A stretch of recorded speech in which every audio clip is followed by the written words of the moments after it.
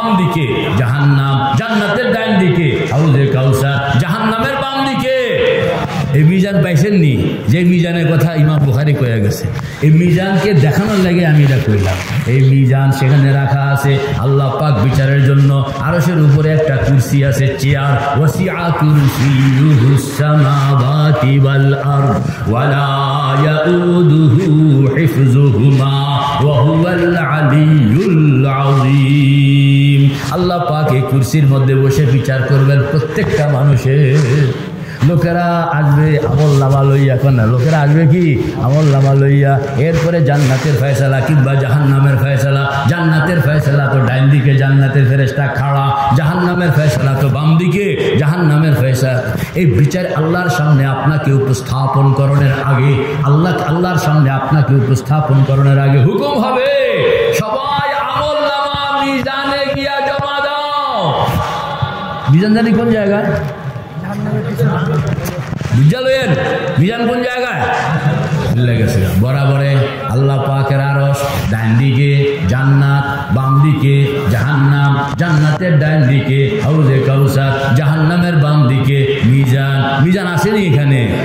চিন্তা পেয়েছেন তো কোন জায়গায়? হুকুম হবে যাও প্রত্যেকের আমল ওই মিজানে গিয়া জমা দাও। মক্কা শরীফ থেকে হাজী সাহেব যখন রওনা করে, যা কেনাকাটা করছে এরই আপনার বিমানবন্দরে এসে জমা দেওয়া লাগে।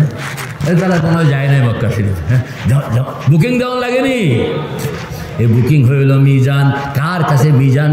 এই পাল্লাটা কে ধরে আছেন? কিতাব বলতেছে পাল্লাটা হযরত জিবরাইল। যে ফেরেশতা পাল্লাটা ধরে রাখছেন এনার নাম কি? হযরত জিবরাইল।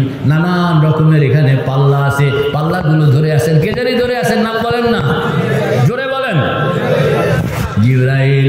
হযরত জিবরাইলের এখানে গিয়া আপনি বস্তার পর বস্তা, কইটা কি, কইটা নামাজ, কইটা কি, এটা রোজা, কইটা কি, এটা হজ, কইটা কি জাকাত, এক এক বস্তা জমা দিতে আসে। কোন জায়গা বলেন না?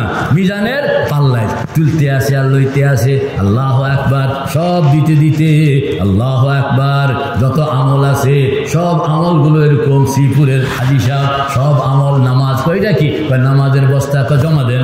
এটা কি, রোজার জমা দেন। এটা কি, হজ।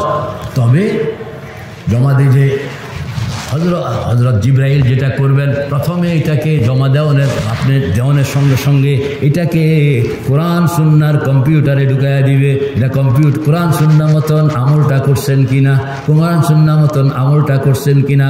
কম্পিউটার যদি সিগন্যাল সবুজ দিল তাইলে তিনি পাল্লায় নিবেন, আর যদি সবুজ সিগন্যাল না দিল ফেলে দিবেন।